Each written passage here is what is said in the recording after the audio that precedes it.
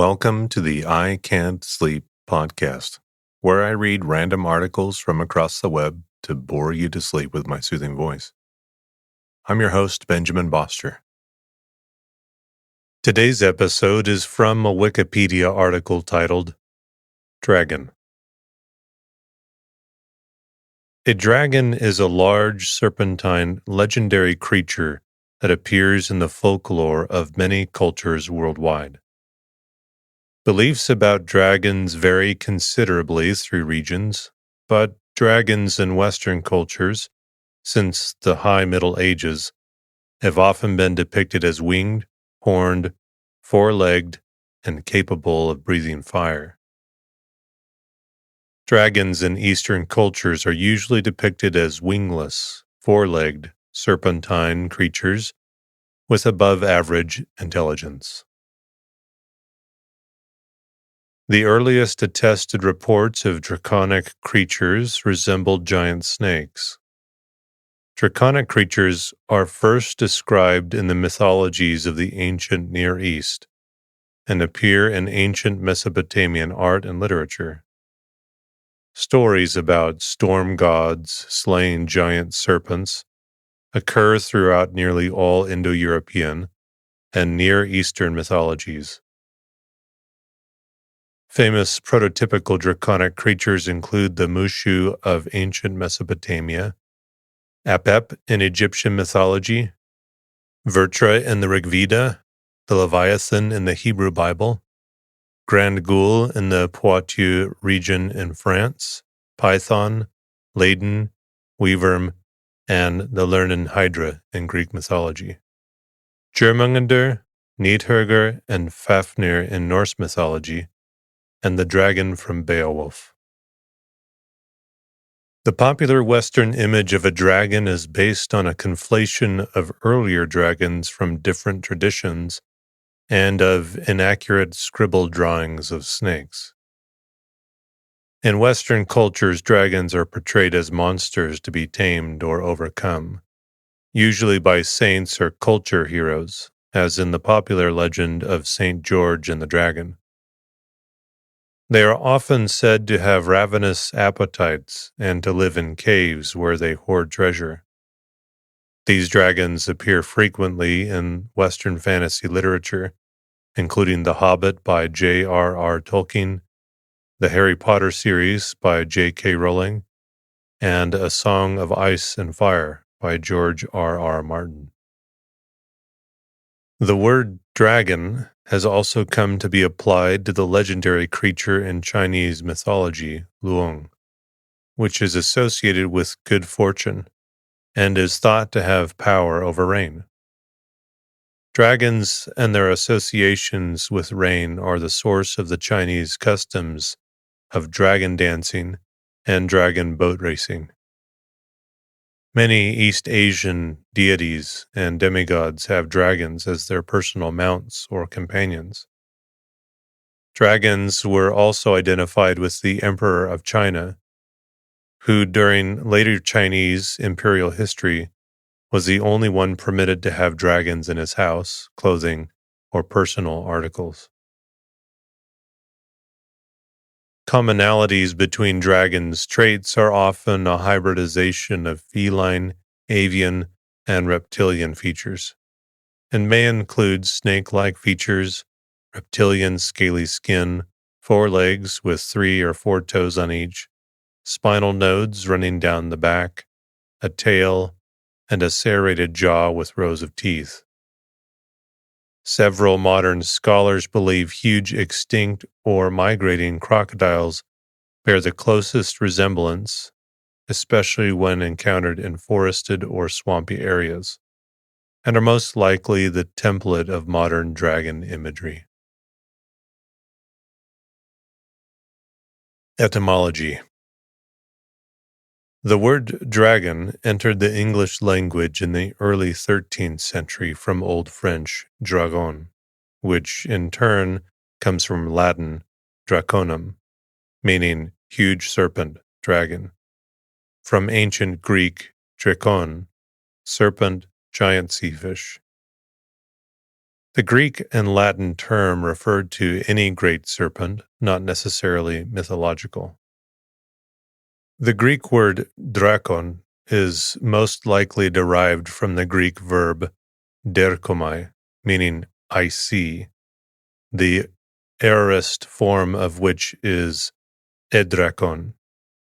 This is thought to have referred to something with a deadly glance or unusually bright or sharp eyes, or because a snake's eyes appear to be always open, each eye actually sees through a big transparent scale in its eyelids, which are permanently shut.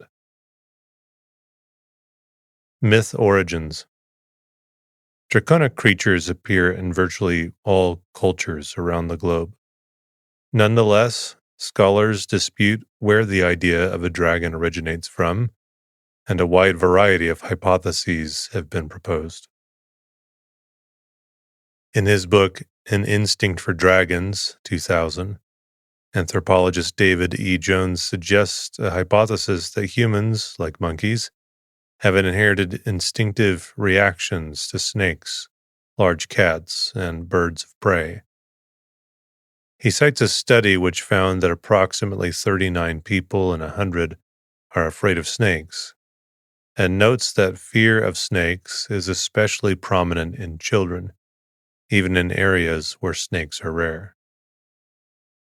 The earliest attested dragons all resemble snakes or have snake-like attributes.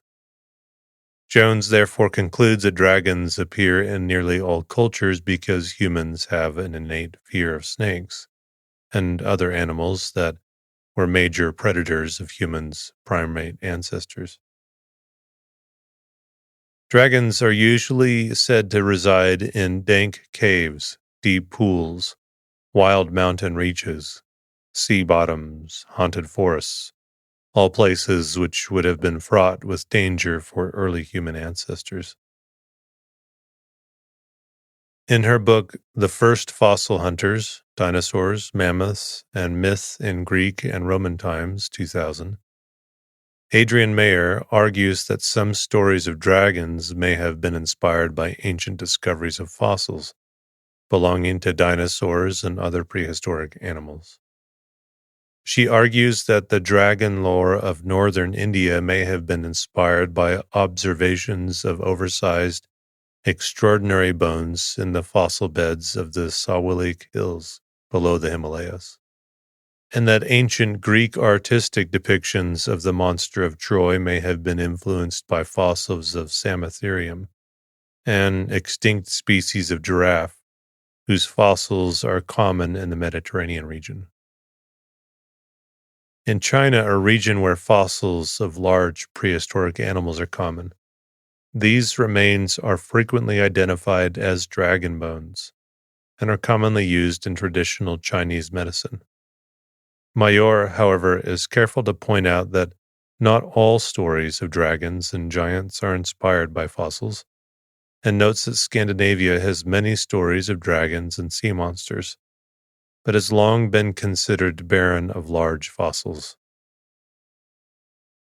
In one of her later books, she states that many dragon images around the world were based on folk knowledge or exaggerations of living reptiles, such as Komodo dragons, Gila monsters, iguanas, alligators, or in California, alligator lizards. Robert Blust, in The Origin of Dragons, 2000, argues that, like many other creatures of traditional cultures, dragons are largely explicable as products of a convergence of rational pre-scientific speculation about the world of real events. In this case, the event is the natural mechanism governing rainfall and drought, with particular attention paid to the phenomenon of the rainbow. Africa. Egypt.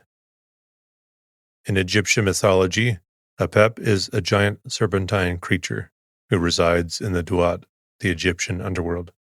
The Bremner Rind Papyrus, written in around 310 BC, preserves an account of much older Egyptian tradition that the setting of the sun is caused by Ra descending to the Duat to battle Apep. In some accounts, Apep is as long as the height of 8 men, with a head made of flint. Thunderstorms and earthquakes were thought to be caused by Apep's roar, and solar eclipses were thought to be the result of Apep attacking Ra during the daytime. In some myths, Apep is slain by the god Set. Nehebkau is another giant serpent who guards the Duat and aided Ra in his battle against Apep. Nehebkau was so massive in some stories that the entire earth was believed to rest atop his coils. Denwen is a giant serpent mentioned in the pyramid texts, whose body was made of fire and who ignited a conflagration that nearly destroyed all the gods of the Egyptian pantheon. He was ultimately defeated by the pharaoh, a victory which affirmed the pharaoh's divine right to rule. The Ouroboros was a well-known Egyptian symbol of a serpent swallowing its own tail. The precursor to the Ouroboros was the many-faced, a serpent with 5 heads, who, according to the Amduat, the oldest surviving book of the afterlife, was said to coil around the corpse of the sun god Ra protectively. The earliest surviving depiction of a true Ouroboros comes from the gilded shrines in the tomb of Tutankhamun. In the early centuries AD, the Ouroboros was adopted as a symbol by Gnostic Christians, and chapter 136 of Pistis Sophia, an early Gnostic text, describes a great dragon whose tail is in its mouth. In medieval alchemy, the Ouroboros became a typical Western dragon with wings, legs, and a tail. A famous image of the dragon gnawing on its tail from the 11th century Codex Marcianus was copied in numerous works on alchemy. China. Archaeologist Zhuo Chengfa believes that the Chinese word for dragon is an onomatopoeia of the sound of thunder, or lung in Cantonese. The Chinese dragon is the highest-ranking creature in the Chinese animal hierarchy. Its origins are vague, but its ancestors can be found in Neolithic pottery, as well as Bronze Age ritual vessels. A number of popular stories deal with the rearing of dragons. The Zuo Zuan, which was probably written during the Warring States period, describes a man named Dong Fu, a descendant of Yang Xuan, who loved dragons. And because he could understand a dragon's will, he was able to tame them and raise them well. He served Emperor Shun, who gave him the family name Huanlong, meaning dragon raiser. In another story, Kongjia, the 14th emperor of the Zhai dynasty, was given a male and a female dragon as a reward for his obedience to the god of heaven, but could not train them, so he hired a dragon trainer named Liu Lei, who had learned how to train dragons from Huanlong. One day the female dragon died unexpectedly, so Liu Lei secretly chopped her up, cooked her meat, and served it to the king, who loved it so much that he demanded Liu Lei to serve him the same meal again. Since Liu Lei had no means of procuring more dragon meat, he fled the palace. One of the most famous dragon stories is about the Lord Yi Gao, who loved dragons obsessively even though he had never seen one. He decorated his whole house with dragon motifs, and seeing this display of admiration, a real dragon came and visited Yi Gao. But the Lord was so terrified at the sight of the creature that he ran away. In Chinese legend, the culture hero Fu Xi is said to have been crossing the Lo River when he saw the Lung Ma, a Chinese horse dragon, with 7 dots on its face, 6 on its back, 8 on its left flank, and 9 on its right flank. He was so moved by this apparition that when he arrived home, he drew a picture of it, including the dots. He later used these dots as letters and invented Chinese writing, which he used to write his book, I Ching.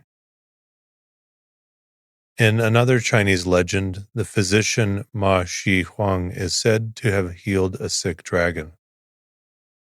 Another legend reports that a man once came to the healer Lo Shenzhen, telling him that he was a dragon and that he needed to be healed. After Lo Shenzhen healed the man, a dragon appeared to him and carried him to heaven. In the Shanhaijing, a classic mythography probably compiled mostly during the Han Dynasty, various deities and demigods are associated with dragons. One of the most famous Chinese dragons is Ying Long, Responding Dragon, who helped the Huangdi, the Yellow Emperor, defeat the tyrant Qi Yu. The dragon Zhulong, Torch Dragon, is a god who composed the universe with his body. In the Shanhaijing, many mythic heroes are said to have been conceived after their mothers copulated with divine dragons, including Huangdi, Shennong, Emperor Yao, and Emperor Shun. The god Zhurong and the Emperor Qi are both described as being carried by 2 dragons, as are Huangdi, Zhongzhu, Yuquang, and Roshu, and various other texts.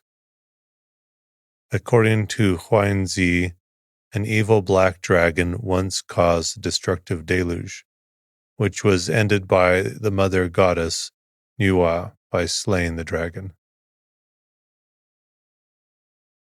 A large number of ethnic myths about dragons are told throughout China.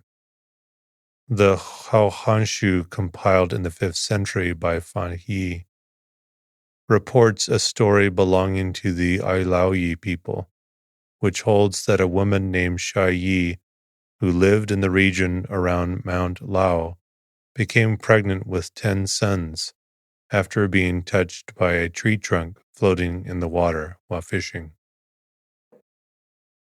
She gave birth to the sons, and the tree trunk turned into a dragon, who asked to see his sons.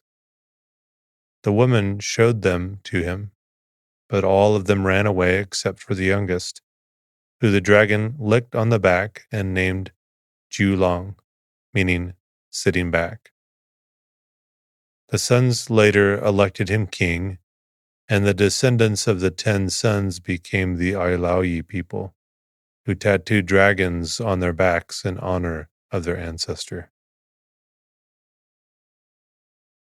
The Miao people of southwest China have a story that a divine dragon created the first humans by breathing on monkeys that came to play in his cave.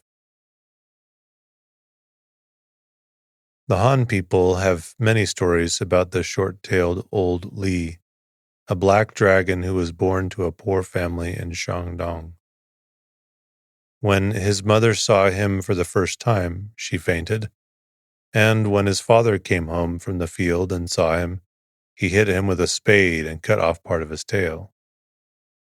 Li burst through the ceiling and flew away to the Black Dragon River in northeast China, where he became the god of that river.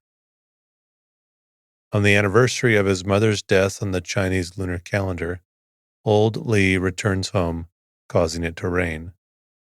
He is still worshipped as a rain god. In China, dragons are closely associated with rain, and drought is thought to be caused by a dragon's laziness. Prayers invoking dragons to bring rain are common in Chinese texts.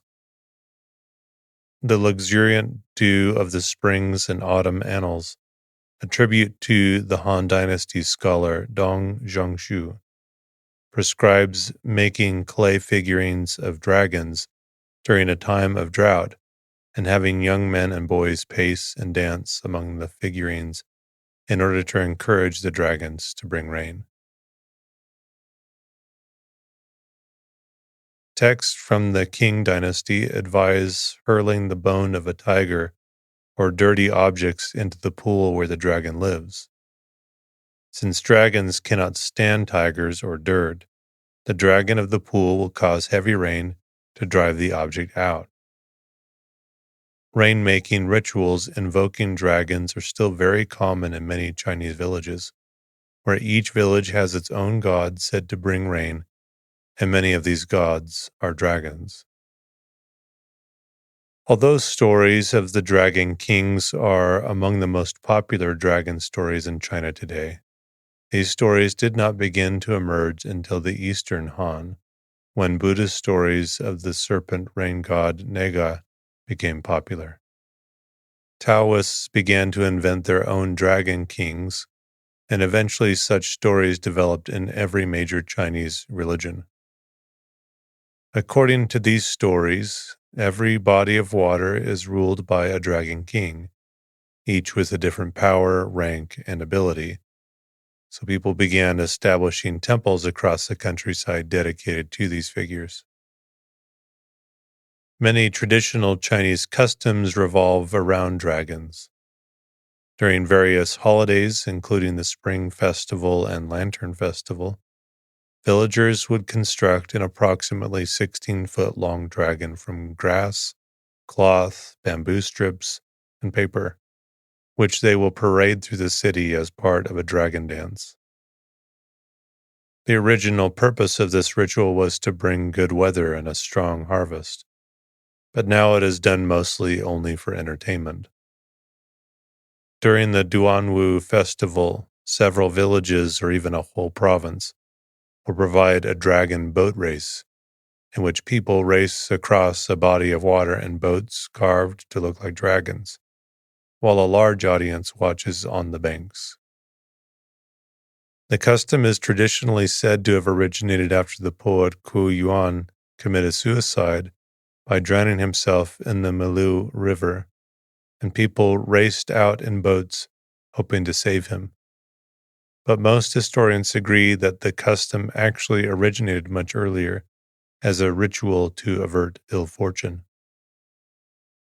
Starting during the Han Dynasty and continuing until the Qing Dynasty, the Chinese emperor gradually became closely identified with dragons, and emperors themselves claimed to be the incarnations of a divine dragon. Eventually, dragons were only allowed to appear on clothing, houses, and articles of everyday use belonging to the emperor, and any commoner who possessed everyday items bearing the image of the dragon were ordered to be executed. After the last Chinese emperor was overthrown in 1911, this situation changed, and how many ordinary Chinese people identify themselves as descendants of dragons. Korea.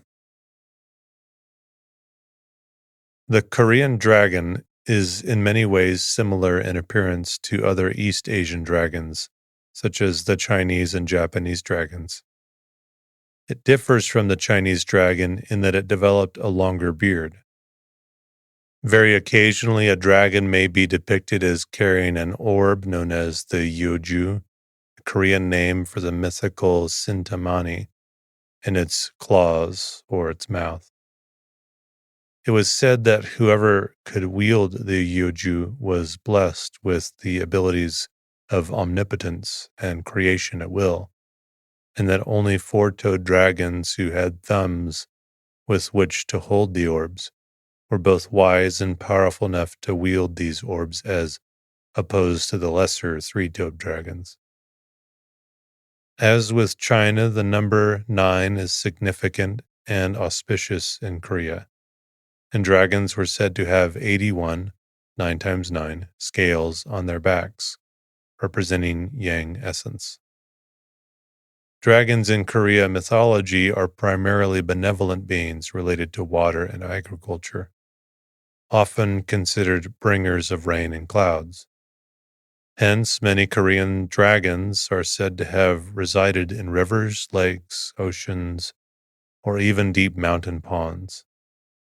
And human journeys to undersea realms, and especially the undersea palace of the Dragon King, are common in Korean folklore. In Korean myths, some kings who found kingdoms were described as descendants of dragons because the dragon was a symbol of the monarch.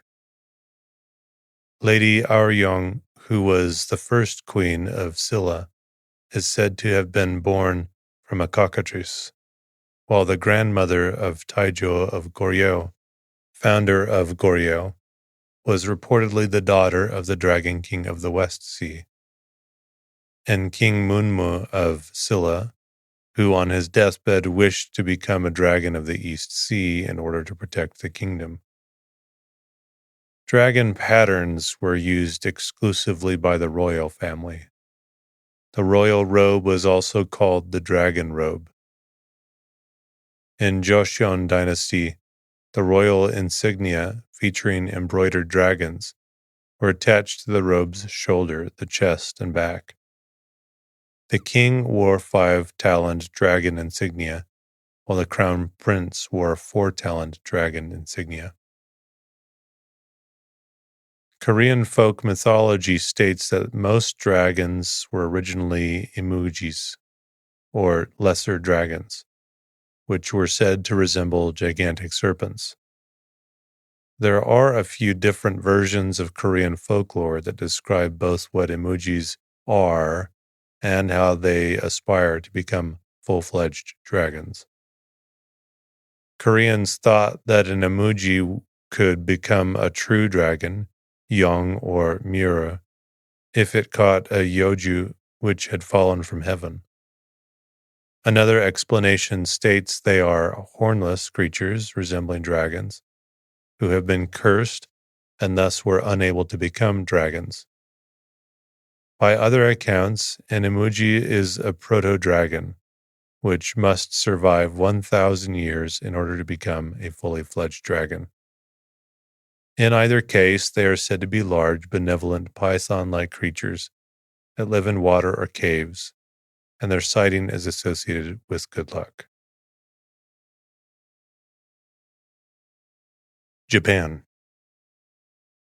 Japanese dragon myths amalgamate native legends with imported stories about dragons from China.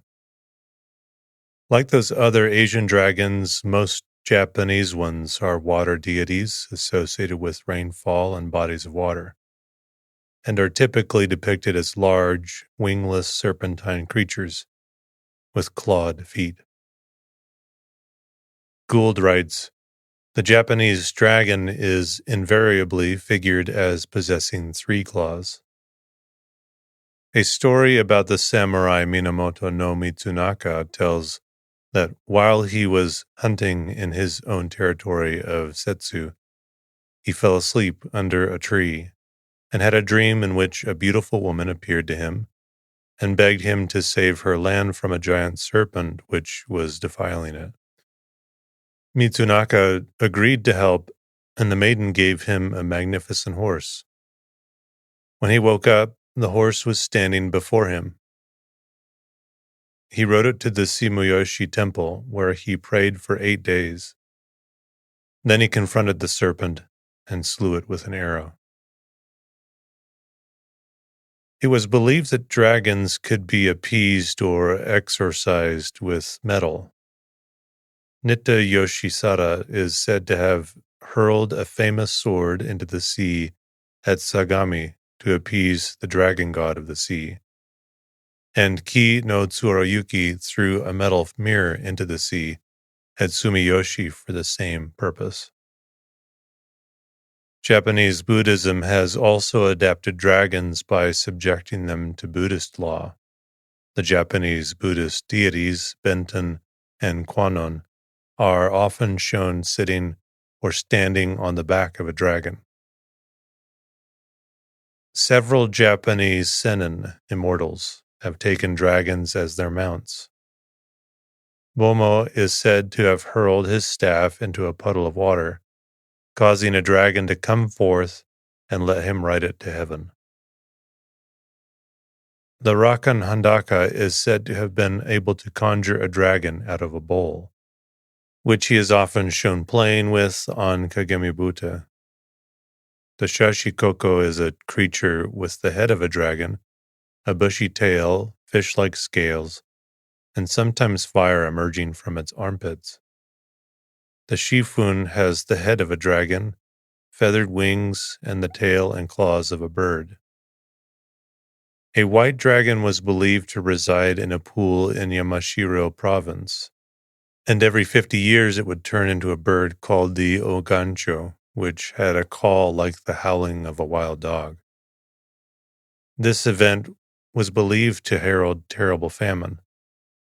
In the Japanese village of Okumura, near Edo, during times of drought, the villagers would make a dragon effigy out of straw, magnolia leaves, and bamboo, and parade it through the village to attract rainfall.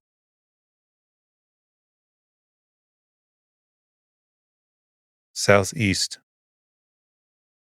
The Vietnamese dragon was a mythical creature that was often used as a deity symbol and associated with royalty. Similar to other cultures, dragons in Vietnamese culture represent yang and godly being associated with creation and life. West. Ancient Mesopotamia. Ancient peoples across the Near East believed in creatures similar to what modern people call dragons. These ancient peoples were unaware of the existence of dinosaurs or similar creatures in the distant past. References to dragons of both benevolent and malevolent characters occur throughout ancient Mesopotamian literature. In Sumerian poetry, great kings are often compared to the Usumgal, a gigantic serpentine monster. A draconic creature with the foreparts of a lion and the hind legs, tail, and wings of a bird appear in Mesopotamian artwork from the Akkadian period until the Neo-Babylonian period. The dragon is usually shown with its mouth open.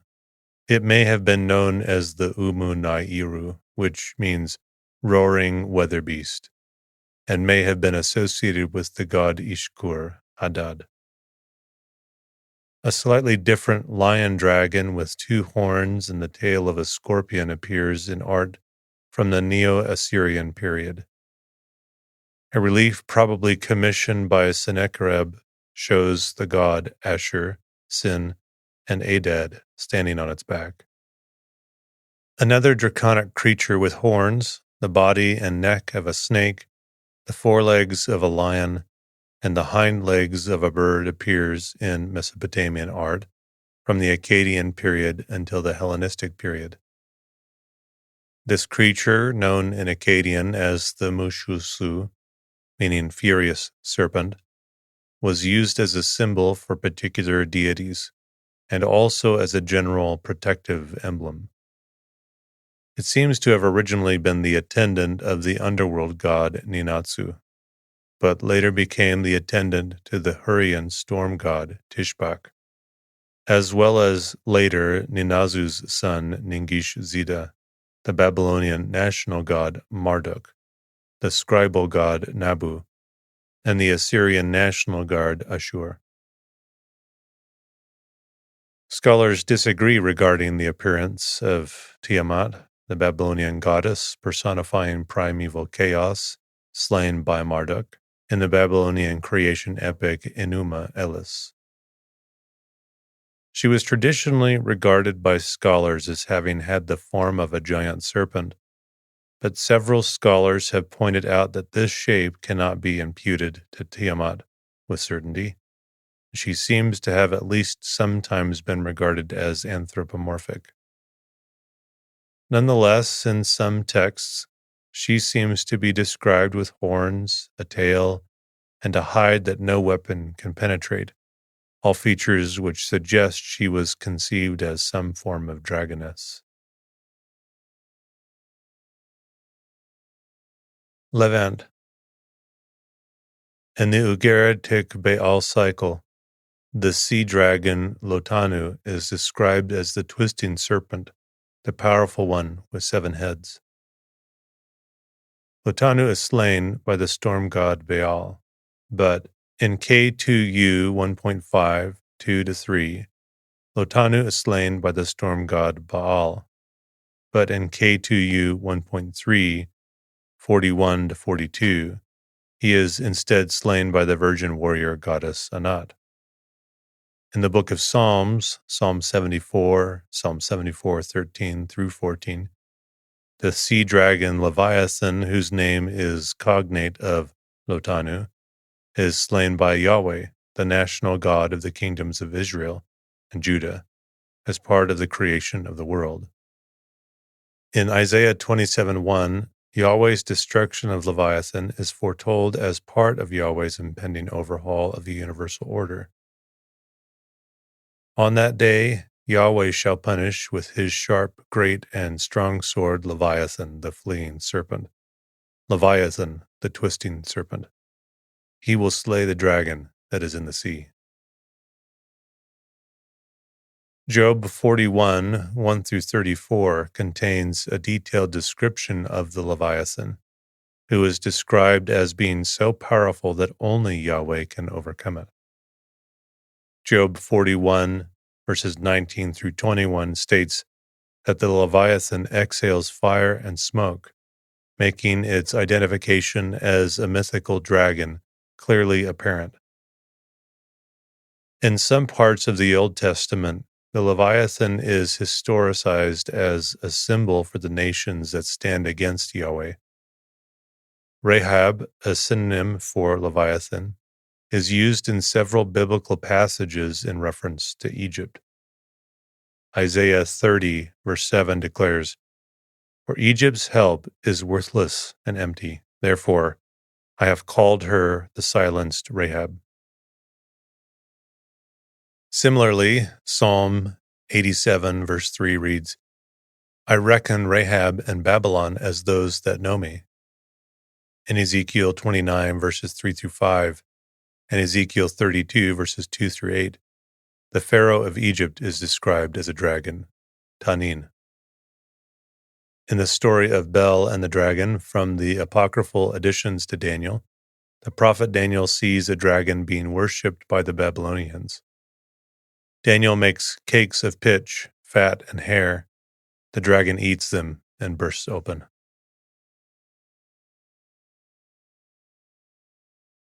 Post-classical. In Sufi literature, Rumi writes in his Masnavi that the dragon symbolizes the sensual soul, greed, and lust that need to be mortified in a spiritual battle. In Ferdowsi's Shahnameh, the Iranian hero Rostam must slay an 80-meter-long dragon, which renders itself invisible to human sight, with the aid of his legendary horse Raksh.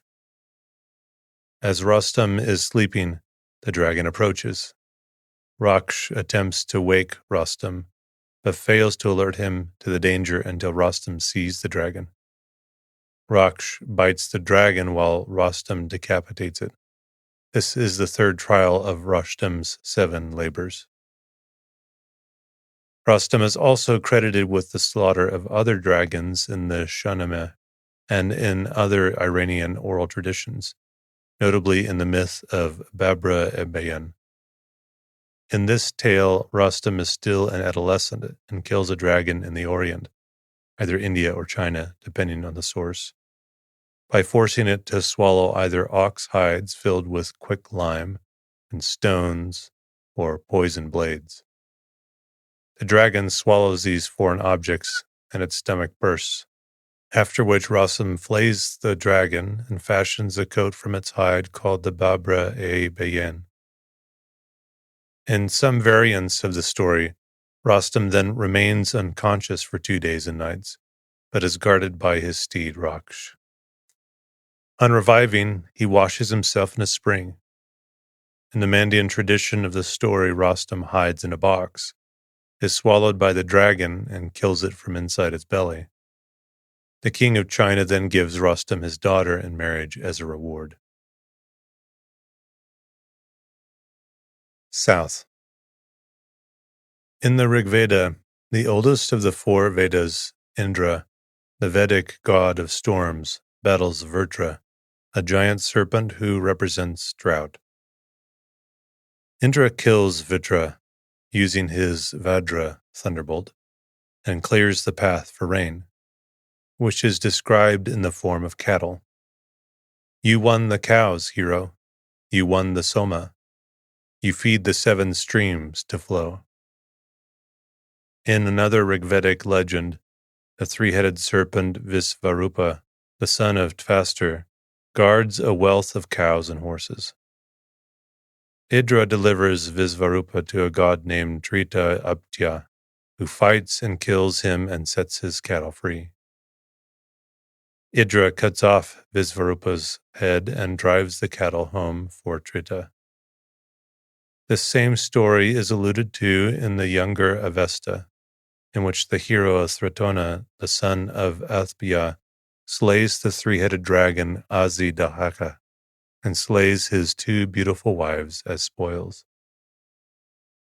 Thratona's name, meaning third grandson of the waters, indicates that Azidahaka, like Vrtra, was seen as a blocker of waters and cause of drought. The Druk, also known as Thunder Dragon, is one of the national symbols of Bhutan. In the Jonka language, Bhutan is known as the Druk Yul, land of Druk, and Bhutanese leaders are called Druk Gyalpo, Thunder Dragon Kings. The Druk was adopted as an emblem by the Drukpa lineage, which originated in Tibet and later spread to Bhutan.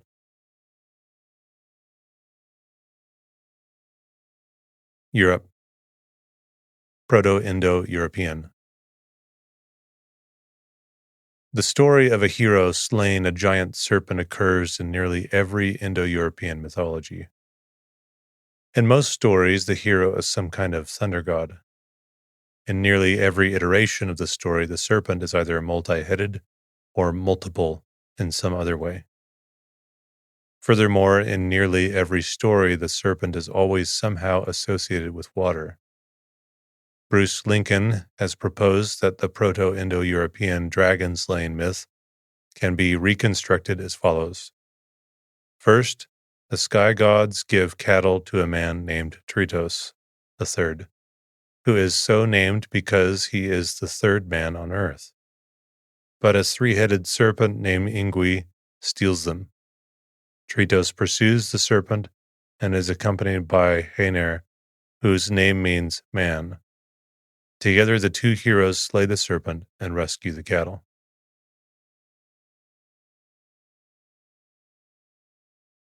Ancient Greek and Roman. The ancient Greek word usually translated as dragon, drakon, could also mean snake, but it usually refers to a kind of giant serpent that either possesses supernatural characteristics or is otherwise controlled by some supernatural power. The first mention of a dragon in ancient Greek literature occurs in the Iliad, in which Agamemnon is described as having a blue dragon motif on his sword belt and an emblem of a 3-headed dragon on his breastplate. In lines 820 to 880 of the Theogony, a Greek poem written in the 7th century BC by the Boeotian poet Hesiod, the Greek god Zeus battles the monster Typhon, who has 100 serpent heads that breathe fire and make many frightening animal noises.